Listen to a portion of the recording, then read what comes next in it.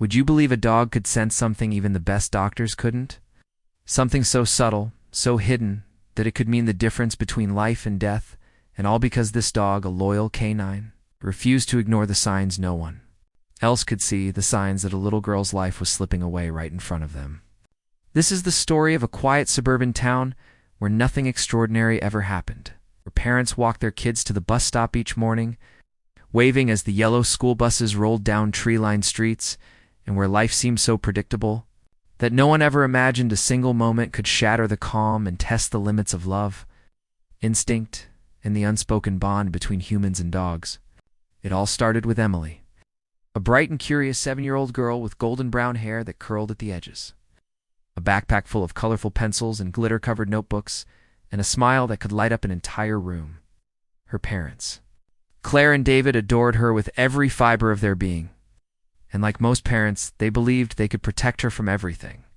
Every scrape, every heartbreak, every fear, but there are some dangers you can't see, some dangers that hide beneath the surface, waiting for the right moment to strike. That's where Max came in, a highly trained German Shepherd canine who had recently been retired from active police duty after years of service. Max wasn't just any dog.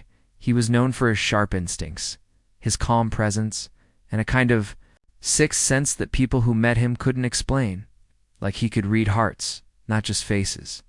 When David, a local firefighter, heard about Max's retirement, he knew instantly that this was the dog who belonged with their family, a protector, a friend, someone who would keep Emily safe when they couldn't. From the moment Max entered their home, Emily and the dog became inseparable. She would sit beside him for hours, reading her favorite fairy tale books, while Max rested his head on her lap, his amber eyes watching her every move as though he understood every word. In the mornings, when the school bus pulled up to the corner, Max would always walk her there, his sturdy frame standing tall beside her as she climbed the steps. Parents from around the neighborhood would smile and wave, sometimes whispering to each other, "That dog never takes his eyes off her." But what they didn't know was that Max's loyalty ran deeper than simple protection, deeper than any training, as if he had made a silent promise to himself the day he met Emily, that he would not just guard her from what was outside, but also from the things no one else could see.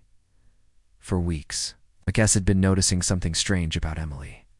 At first, no one thought much of it. There were moments when Emily would be playing in the backyard, tossing a ball for Max, and then she'd suddenly sit down, pale and quiet, holding her chest like she was out of breath. Claire assumed she was just tired or maybe catching a cold. But Max would stiffen every time, his ears twitching, his body tense, as though he sensed something wasn't right.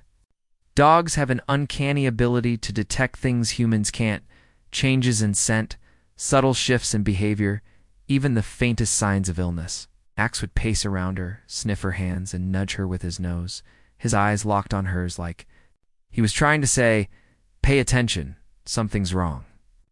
One morning, just as the school bus approached, Emily hesitated on the front step. "Mom, my chest feels funny," she murmured. But before Claire could respond, Emily forced a small smile and said she was fine. Max, however, didn't move. He stood in front of her, blocking her path to the bus, his tail stiff, his gaze fixed on her like he was making a decision. Claire laughed nervously. "Max, let her go. She's fine." But as Emily stepped around him, Max barked sharply, the kind of bark that makes your heart drop, because it's not just noise, it's a warning. Everyone at the bus stop turned to look. Emily froze. Max's bark had startled her so much, she stumbled slightly, and when she did, Claire noticed something she hadn't before. Millie's skin looked pale, almost too pale, and there was a faint tremor in her hands. "Emily, are you sure you're okay?" Claire asked. But Emily just nodded quietly, wanting to avoid missing the bus. That night, after Emily had gone to bed, Max paced the hallway outside her room for hours, whining softly, scratching at the door, something he had never done before. David, worried, peeked in to find Emily curled up in bed, breathing lightly, her cheeks flushed as if she'd been running, even though she'd been lying still. He sat beside Max on the floor, running a hand through his fur. "What is it, boy? You trying to tell us something?" Max stared at him with those deep, knowing eyes, and for a moment, David felt a chill run through him. It was like Max was pleading with him to notice what he couldn't say. The next day, everything came crashing down. Claire was busy in the kitchen, Emily was getting ready for school, and Max was lying near the front door, watching her. Suddenly, Max shot up, barking furiously, his claws scraping the wooden floor as he raced to Emily's side. Claire dropped the dish she was holding, panic shooting through her as she saw Emily swaying, her face drained of all color. "Emily!" she shouted, rushing to her side, but Max was faster. He positioned himself in front of Emily, barking and nudging her toward the couch, almost as if he was guiding her to safety. Emily collapsed into Claire's arms, her breathing shallow. Claire's heart pounded as she called for David, who came running from the other room. Max didn't stop barking, kept circling Emily, his ears flat, his tail low, his entire body trembling with urgency. Claire, holding Emily, realized something was very wrong. "Call 911, she screamed, her voice shaking. David grabbed the phone, his firefighter instincts kicking in, but his hands trembled as he tried to stay calm. Emily's eyes fluttered, her lips turning slightly blue. And Max let out a sound Claire had never heard before, a low, guttural whine. Like he was pleading with them to hurry. The paramedics arrived within minutes. But to Claire and David, it felt like an eternity. Max refused to move from Emily's side, growling softly when the strangers tried to lift her. "It's okay, boy. We're here to help," one of them said gently. But Max's eyes never left Emily's face, as if he was making sure they didn't miss something. The lead paramedic, a woman with years of experience, crouched beside Max and patted his head. "Smart dog you have here," she murmured, then turned to Claire. "What exactly happened?" Claire, still in shock, could barely get the words out. But she managed to explain about Emily's pale spells, the chest tightness, and how Max had been acting strange for days. The paramedic nodded gravely. "Sometimes dogs know before we do," she said, as they placed Emily on the stretcher. Max tried to climb up beside her, his nails scraping against the metal frame. "He's protective," David said, holding Max's collar. The paramedic smiled softly. "Let him ride along. I've seen dogs like him before. Sometimes they're more calming than any medicine." And so Max sat at the foot of the stretcher, his body pressed against Emily's legs as they wheeled her into the ambulance. On the ride to the hospital, Max never blinked, never looked away, his ears twitching with every beep of the monitor, as if he understood every sound. Claire sat beside Emily, holding her hand, whispering, "Stay with us, baby," while David called family, his voice cracking as he tried to explain what was happening. But none of them could shake the feeling that if it weren't for Max, they might not have even noticed how serious it was until it was too late. When they arrived at the emergency room, the doctors rushed Emily inside, and for the first time, Max was separated from her. He barked and whined, straining against his leash, until Claire knelt beside him and whispered, "She'll be okay, boy, you saved her." But deep down, Claire wasn't sure. She had seen the fear in the doctor's eyes, the way they moved fast, too fast. Something was very wrong. Max refused to leave the hospital entrance, sat there watching the door, his breathing slow but steady, like he was waiting for the moment he'd be needed again. And as the minutes turned into hours, as night fell and the hospital lights flickered above, something incredible happened, something that would make everyone in that hospital, even the doctors, question how a dog could possibly know what was coming next. The waiting room was silent, except for the ticking of a wall clock and the soft, uneven breaths of Claire as she clutched David's hand. Her knuckles pale, her eyes locked on the double doors where their daughter had disappeared hours ago. And beside them sat Max, unmoving, his large frame tense but patient. His ears perked toward the emergency room hallway, as if he could still hear her heartbeat echoing through the walls.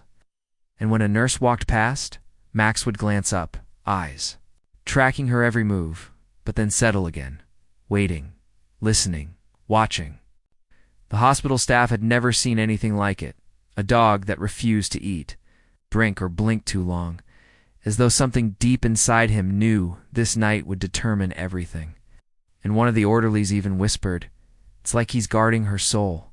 But no one laughed, no one rolled their eyes, because everyone in that building could feel it. This dog wasn't just waiting, he was fighting, in his own silent way, for a little girl who hadn't even turned 8. The doctor finally emerged, his white coat fluttering slightly as he walked, his expression unreadable, and Claire shot to her feet, heart pounding as Max rose too, standing beside her like a soldier awaiting orders. "Mr. and Mrs. Lawson," the doctor said, his voice calm but cautious, "we've run some initial tests, and found something we didn't expect." "Ah!" David leaned forward, his voice hoarse. "Is she going to be okay?" The doctor sighed, glancing down at the chart, then back at them. "We believe Emily has a rare congenital heart condition, something called long QT syndrome. It's incredibly difficult to detect, especially in children, and often goes unnoticed until it causes fainting spells, or worse, sudden cardiac arrest." Claire gasped, her knees buckling, and Max moved closer, pressing against her leg like a steadying wall, and David whispered, "But she's alive, right?" The doctor nodded. "Yes, thanks to your quick response into him," he said, glancing down at Max. "Honestly, if you hadn't acted when you did, she might have gone into full arrest." Her ECG showed dangerously prolonged intervals that dogs somehow knew before anyone else. As the news settled over them like a fog, Claire felt tears spill down her cheeks, not just out of fear but out of awe. Max had known. He had sensed the danger, the shifts in her body, the silence before the storm, and he hadn't given up until they had listened. The doctor explained they'd be keeping Emily under observation, running further cardiac evaluations and beginning beta-blocker treatment immediately, and as he spoke, Max gently lay down beside Claire's chair, resting his chin on her foot, eyes closed, but still alert. As if now that she was in safe hands, he could allow himself a brief moment of rest. That night, the hospital gave permission for Max to stay in the pediatric ward, just outside Emily's door. The nurses had never allowed it before, but there was something about Max, something unspoken, that made everyone nod in agreement without question. Parents passing by would stop and look at him, and some even sat near him, sharing their own worries about their children. As if Max wasn't just a protector, but a kind of guardian for all kids in that wing. Inside her room, Emily lay in a hospital bed, a tangle of wires and monitors surrounding her, her small frame dwarfed by the machines designed to keep her safe. When she opened her eyes in the middle of the night and saw Max curled in the hallway, she smiled faintly, her fingers twitching toward the glass window, as if reaching for him. Claire sat beside her, holding her hand, whispering gentle words of comfort, and every now and then she would glance at Max, silently thanking him over and over again. Days passed, and Emily began to regain her strength, the color returning to her cheeks, her laughter returning in small doses, especially when the doctors allowed Max into the room for brief visits. He would approach her slowly, gently, resting, his head on the bed, letting her stroke the thick fur between his ears. And even the nurses would pause in the hallway, watching in silence, because there was something in that moment, something pure, something holy. But the story doesn't end there, because Max wasn't done yet. A week after Emily's diagnosis, just when her parents were beginning to breathe again, doctors decided to do a routine walk test to monitor her heart's response to mild physical activity. Emily was excited to leave her bed, even for a short stroll down the hallway, and Max, of course, was at her side, leash held loosely in Claire's hand. At first, everything seemed fine. Emily walked slowly, smiling at the nurses, chatting about how she couldn't wait to go home, but halfway through the walk, Max suddenly stopped, his entire body rigid, nose in the air, eyes fixed on Emily's chest. He let out a low warning growl, not aggressive, just urgent. Hand. The nurse monitoring her vitals frowned, her rhythm spiking. She said.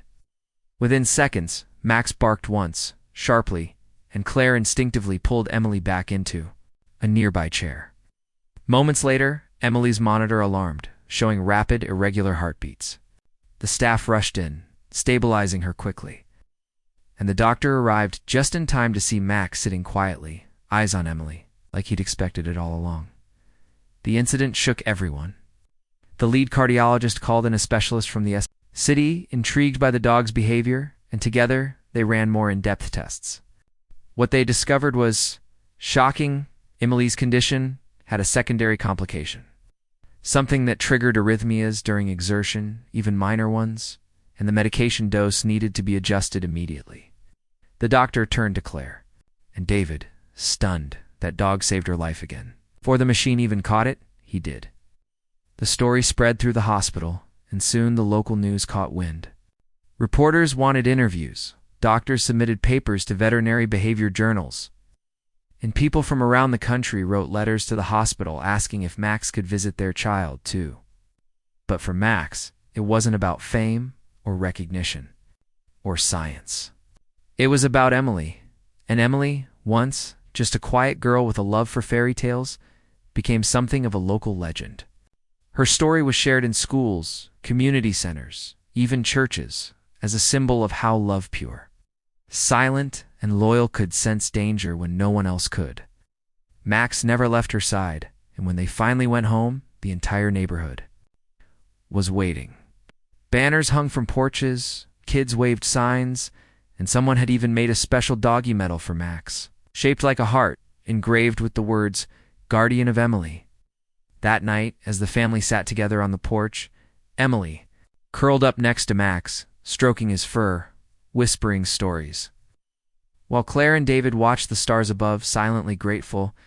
But just when life seemed to return to normal, just when they thought the worst was behind them, Max began to act differently again. At first, it was subtle. He would sit beside Emily's bed at night and whine softly, staring at the wall, ears twitching. Then he began refusing food, refusing to play, spending hours pacing near the hallway where the sunlight always hit the floor at noon. David assumed Max was tired, maybe just worn out from the stress of the past few weeks, but Claire watched him closely, her stomach tightening with each passing day, a quiet fear blooming again in her chest. Then, one morning, Max did something no one could ignore. He stood in front of the staircase, blocking Emily from going upstairs, barking with such force and desperation that she burst into tears. "Why is he mad at me?" she cried, and Claire scooped her up, whispering, "He's not mad, sweetheart. He's scared." That evening, David took Max to the vet, just to rule out illness, but the vet found nothing physically wrong. "Maybe he's just anxious," the vet suggested after everything. "Maybe he's still on high alert." But Claire couldn't shake the feeling that Max knew something they did, and then it happened again. Emily was playing outside with friends when Max suddenly bolted from the house, leaping the porch steps with a force that stunned Claire, barking wildly as he raced to Emily, who was crouched in the grass. When he reached her, he began pawing at her chest gently, whining, licking her face. Claire ran out, heart pounding, and Emily looked up, tears in her eyes. "Mom, it's happening again," she whispered. Claire called 911 immediately, and the paramedics who arrived recognized Max right away. "We know this dog," one of them said. "When he barks, we listen." They rushed Emily to the hospital again, and this time, cardiologists discovered something even more alarming, a rhythm anomaly not picked up in earlier tests, one that could only be seen during rare cardiac events, and somehow, Max had sensed it before it fully surfaced. The head of the cardiac team, a man with over 30 years of experience, stood in silence after reading the results. "I've never seen anything like this," he murmured. "This dog is not just reacting, he's predicting." Claire stood beside Max, tears streaming down her cheeks, and whispered, "You're not just her dog, are you? Right. You're her angel." Max was officially added to Emily's care protocol. With hospital staff calling him the living monitor, doctors began documenting his reactions alongside machine data, creating an entirely new case study in pediatric care. He was given a hospital badge, his own cot outside Emily's room, and a schedule of visits with children in other wings, because somehow just his presence calmed them, gave them hope, reminded them that even in pain, they were never alone. Emily's story began to spread beyond the town, beyond the state, and soon families from across the country wrote letters, sharing how their own dogs had comforted them in illness, how they'd always believed their pets understood them more than people ever could. And through it all, Max stayed quiet, humble, watchful, never seeking attention, only ever focused on Emily. One day, as the sun poured through the hospital window and birds chirped outside, Emily leaned against Max, her voice soft. "Do you think dogs can talk, Mom? Just without words?" Claire smiled, brushing hair from her daughter's face. "I think Max talks all the time, honey. We're just finally learning how to listen." And somewhere deep inside that room, in the quiet rhythm of love, trust, and survival, something invisible but powerful grew, something that would carry them through the next storm, the next miracle, and the next time Max did something that left the world speechless. Weeks passed, and Emily's recovery, while slow, was steady, her tiny body adapting to medications. Her heart beat steadier under the careful eyes of doctors, nurses, machines, and Max, whose silent presence had become such a vital part of her care that even visiting pediatricians would first glance at the dog before reviewing her chart, as if he might offer a hint they'd missed. And the strangest part was, he often did, because if Emily so much as flinched in discomfort, even before it registered on the monitor, Max would lift his head, his ears tilting slightly, a quiet whimper, escaping his throat, and every time, he was right. Every single time. And the hospital staff began referring to Max in hushed tones as the guardian. Okay, title not given lightly, especially in a world of medicine and science. But Max didn't care for titles. He only cared for Emily. Back home.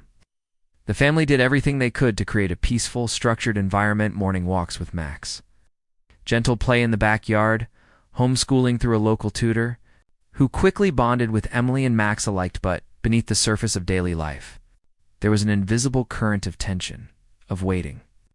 Because they all knew that Max never acted without reason, and lately, he'd begun to act strange again. It began during a warm April evening, the kind where birds sang until dark and the scent of spring hung in the breeze, when Claire found Max sitting alone at the top of the stairs, staring through the railing at the front door. Unmoving, eyes locked, tail stiff, not wagging, not resting, just watching. When she called his name, he turned slowly, then looked back at the door as if to say, "Someone's coming," but no one came. Later that night, as Emily lay asleep, Max whined softly and paced between her room and the front door, back and forth, until David finally got up, thinking maybe Max needed to go outside. But when he opened the door, Max didn't. Moofy just stared out into the dark, nose in the air, chest rising slowly. "What is it, boy?" David whispered, but Max didn't respond. And then, just as suddenly, he turned and walked back to Emily's room. Curling at her feet, resting his head against the blanket with a sigh so deep it felt like a warning. The next morning, everything seemed normal until it wasn't. Emily complained of chest pain again, sharper this time, and Max began pawing at the closet door, barking softly, which confused everyone until David remembered that inside that closet, on the top shelf, was Emily's emergency oxygen kit, provided by the hospital for rare situations. Claire raced to get it, and as she placed the mask gently on Emily's face, Max sat beside her, silent again, like a storm had just passed through him. The doctors later confirmed that Emily had experienced a sudden arrhythmic event that, without oxygen, could have escalated to a seizure. Max had known not by scent, not by sight, but by something deeper. Word of Max's action spread once more, and a local news crew came to film a short segment titled, "The Dog Who Hears the Heart." But then came the question that no one had considered until now. What happens when the dog who protects everyone needs protecting himself? Started subtly, Max seemed slower in the mornings, a little stiff, less interested in chasing birds or greeting guests at the door. And though he still watched over Emily like a sentinel, Claire noticed that his breathing was heavier after short walks, his eyes just a little more tired. David brushed it off at first. He's getting older, that's all. But Claire wasn't convinced. And when Max collapsed momentarily after helping Emily down the stairs one afternoon, they rushed him to the vet. The room fell silent, as the doctor, a kind man named Dr. Renner, who had treated Max since his retirement from the force, examined him carefully, running blood work and scans. Hours later he came out, his face unreadable. "He's not in pain," Dr. Renner began, "but his heart's been working overtime. Chronic stress, adrenal fatigue, maybe even early cardiomyopathy. It's like he's been living in emergency mode for months without rest." Claire's heart dropped. "Because of Emily?" she asked. The doctor nodded gently. "He's been watching her every second, hasn't he? He's poured everything into protecting her. Dogs like Max, they don't stop to take care of themselves. They brought him home, wrapped him in blankets, adjusted his food, and gave him prescribed medications, but Max resisted rest. The moment he sensed Emily stir, he would try to rise, try to walk, even if his body said no. One night, Emily crawled out of bed and sat beside Max on the floor, resting her head on his. "You saved me," she whispered. "Now I'll take care of you." The next morning, Claire walked into the living room to find Emily reading a story to Max, her hand resting on his paw, and Max gazing at her like he understood every word. Because maybe, just maybe, he did. Then came the day no one could forget. A school invited Emily to speak at a community event about heart health and early detection. And though she was shy, she agreed on one condition. "Max comes too." She said the event was held at a local gymnasium, filled with parents, kids, teachers, and local officials. Emily, wearing her favorite blue dress, stepped onto the stage. Heart monitor taped gently to her chest, and Max walked beside her, wearing a special harness that read Medical Guardian. She began her story with a shaky voice, then steadied. As she told them how Max had saved her life more than once, she finished, the room erupted in applause, and Max sat proudly at her side. Ears up, chest forward, like the hero he was. But later that evening, as they returned home, Max collapsed. Again, this time more seriously. They rushed him to the emergency vet, hearts pounding, and Emily refused to leave his side, even when nurses asked her to wait. She sat on the floor of the clinic, holding Max's paw, whispering over and over, "You're going to be okay. I need you, Max," while Claire and David paced the hallway outside. Dr. Renner came in after hours. Eyes tired, voice low. "He's stable for now, but I need to be honest. His body's exhausted. He needs complete rest, no monitoring. No alertness, just rest. Or we risk losing him." That night, something shifted. Emily agreed not to have Max sleep in her room, just for a few nights. They made him a soft bed in the living room, placed his water nearby, gave him his medicine, and kissed his head. Max tried to follow her upstairs, but Claire gently blocked him, tears in her eyes. "She's safe now, Max, because of you." Max stood for a moment, then slowly turned and lay down, sighing as if surrendering for the first time in years. In the days that followed, something magical happened. Emily began to step into the role Max had always played. She became more aware of her body, more in tune with her heartbeat, more responsible with her medication. She would check in with Max every morning, sit beside him during her school breaks, and tell him what she was feeling, so you don't have to guess anymore, she would say. Max, though resting more, seemed to understand this passing of the torch, this gentle shift from guardian to companion. And one day, Claire found a note in Emily's notebook. It read, "I think Max came here to teach me how to listen to myself, and to teach you how to listen to me too." Claire held that note for a long time, heart aching, soul bursting with gratitude. And when she looked over to see Max resting peacefully in a patch of sun, she whispered, "You've done more than protect her. You've changed all of us." But just when it seemed the final chapter had been written, just when the family was beginning to feel like life had returned to a quiet, hopeful normal, a knock came at the door. What was behind that door would lead Max and Emily into one final act of courage, connection, and fate that no one saw coming. The knock came late in the afternoon, just as the sunlight was melting across the porch, and Max was lying in his favorite spot by the living room window. Breathing slow, ears twitching at the familiar creaks of the house, while Emily sat cross-legged on the rug, drawing pictures of him, pictures with big, strong paws, glowing eyes, and a heart-shaped badge on his chest stand, when the knock echoed again. David stood from the kitchen table and opened the door to find a woman in her early 40s. her uniform crisp, her hair tied back tightly, and her expression the careful mixture of authority and warmth that said she was there for something serious, something respectful. "Mr. Lawson?" she asked, and David nodded. "I'm Officer Marquez from the County K-9 unit. I hope I'm not intruding." Claire appeared behind him, wiping her hands nervously on a dish towel. And before either could speak, the woman said, "I'm here about Max."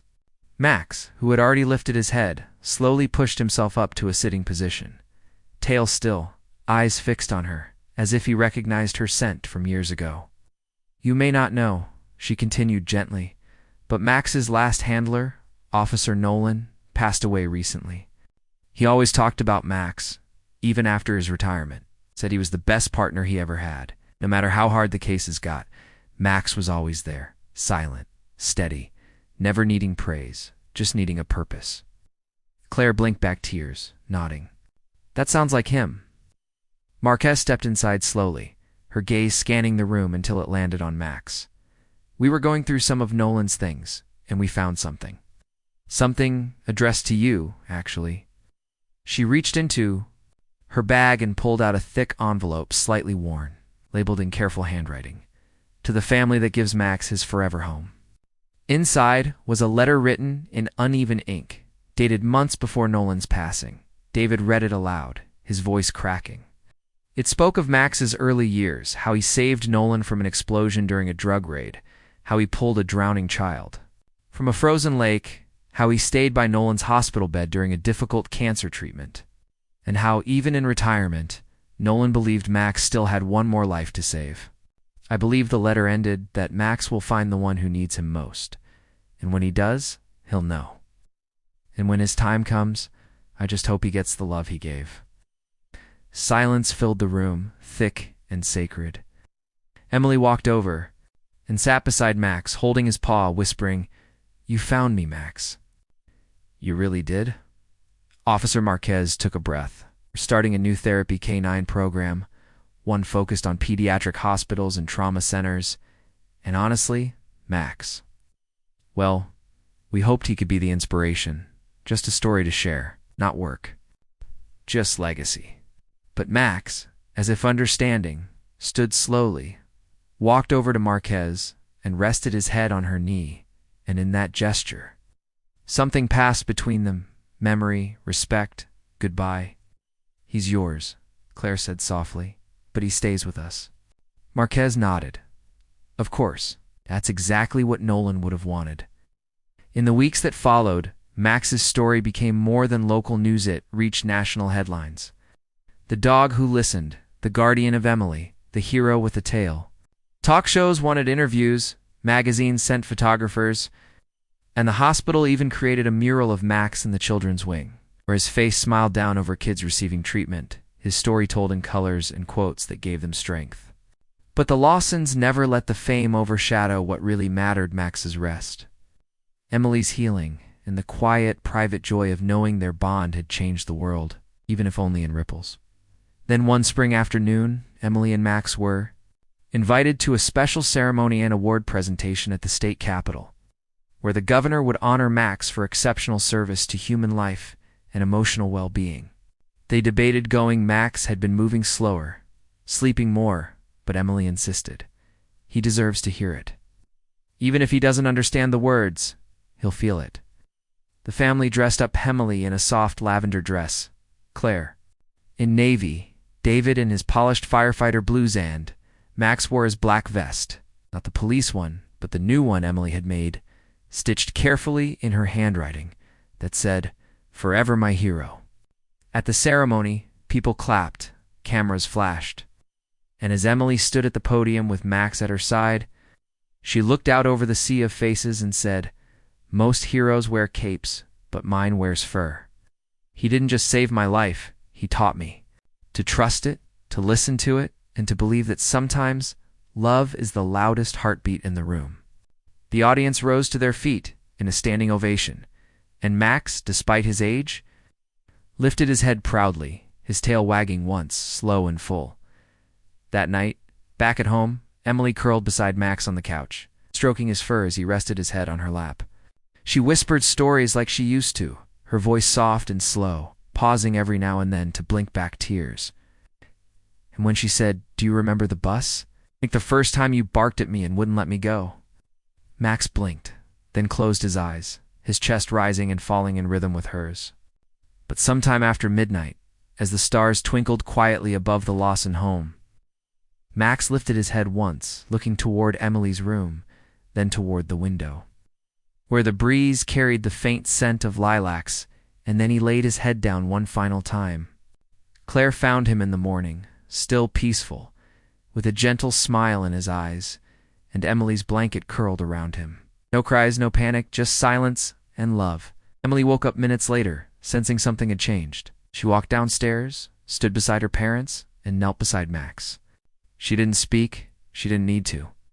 She kissed his head, pressed her forehead to his, and whispered, "You saved me. Now rest. I'll be okay." They buried Max beneath the old maple tree in the backyard, where birds gathered every morning and light filtered down in golden strands. They placed a stone at the base of the tree, engraved with one word, "Listener," and above it, carved in smaller letters, "He heard her heart before anyone else did." But even in his absence, Max never truly left. Emily kept hearing him when the wind rustled the curtains, when a shadow moved softly across the stairs, when her heartbeat shifted and she remembered to breathe, and sometimes, when she lay awake at night, scared or unsure, she would close her eyes and whisper, "What would Max do?" And the answer always came not in words, but in courage, calm, and the quiet knowing that someone, somewhere, was still listening. And in every child's hospital Max ever visited, his photo now hangs on the wall, with a quote beneath it that reads, "Some heroes don't speak, but they still save lives." Where are you watching from? And what time is it over there? Let us know in the comments, because if you've ever had a dog who listened, who protected, who saved you in a way no one else could, then you already know Max was never just a dog. He was a promise. After Max passed beneath the blooming arms of the backyard maple tree, the world somehow felt quieter, not empty, not broken, just softer, like it was trying to hold space for what he left behind. And in the Lawson home, even the walls seemed to echo with the quiet footprints of memory, because Max had not been a pet, not a watchdog, not even a retired officer. He had been a living heartbeat woven into the fabric of their lives. And without him, even the light felt different, as though it filtered through windows slower, more reverently, trying not to disturb what remained. In the days after his passing, Emily barely spoke, not in sadness, but in silence, as if she were still listening, still trying to hear Max in the rustle of leaves, in the creak of the porch step, in the rhythmic patter of rain against her bedroom window. And Claire and David, too, found themselves moving more gently, pausing mid-conversation to glance at the floor, expecting Max's paws to click softly across the hardwood, or waiting for the familiar weight of him leaning against their legs during family dinners.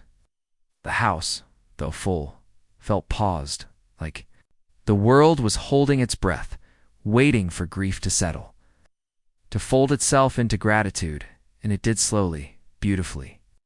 Emily began placing drawings near the base of Max's tree each morning, sketches of him beside children, beside angels, beside stars with smiling eyes. And one morning, Claire found a drawing that made her knees buckle gently. Max standing, tall, with a little boy in a hospital gown, holding his hand, and written above in Emily's handwriting, "Max is still working." Claire placed that drawing in a frame above Emily's bed. 3 months passed, and something unexpected began to happen. Letters arrived, first from nearby families, then from distant towns, and eventually from other countries. Parents wrote about their own dogs who had alerted them to danger. Teachers shared stories of classroom service dogs calming children with trauma. Doctors wrote about therapy canines that reduced patient stress more than any medicine, and all of them said the same thing: "We saw Max's story, and it reminded us how important they are." One letter came from a mother in Oregon whose toddler had suffered a febrile seizure in the middle of the night, and her Labrador had woken the household by dragging the baby blanket out of the crib and barking at the door. Another came from a boy in Canada who said, "I used to think no one noticed me, but my dog did. And then I saw Max. I think dogs just know. Claire started a small website in Max's honor. It's just a simple page titled The Listener Project, where people could share their own stories, their own Max.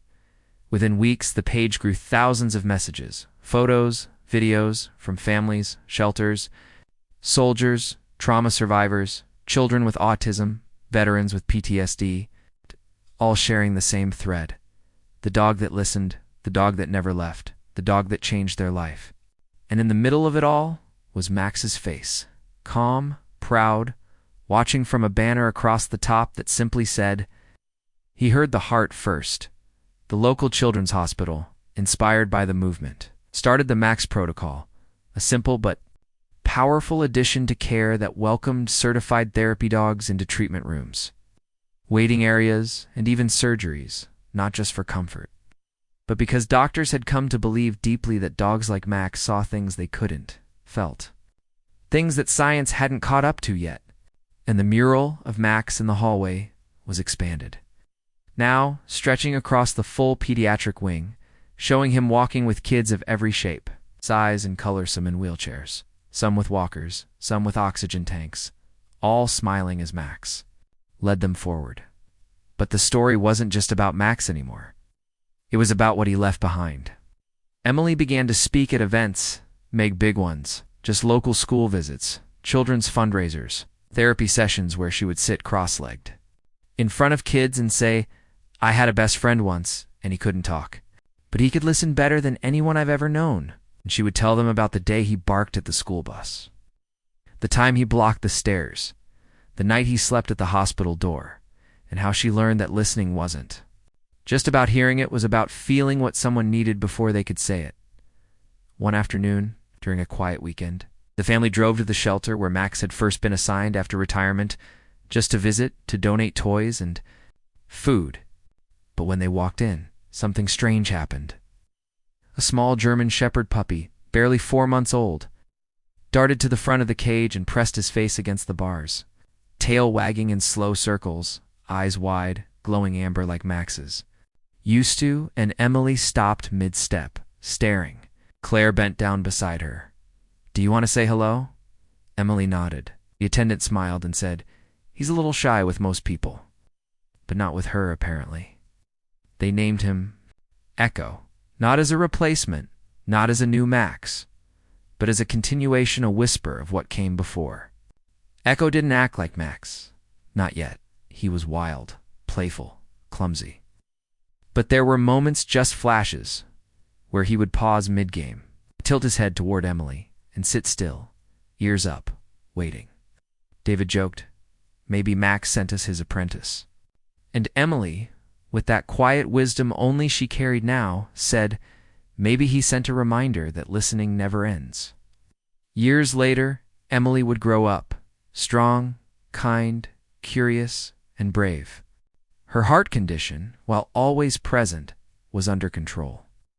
And she lived with it not as a limitation, but as a reminder every beat was a gift Max had preserved. She would go on to study veterinary therapy, eventually helping design national animal-assisted treatment protocols.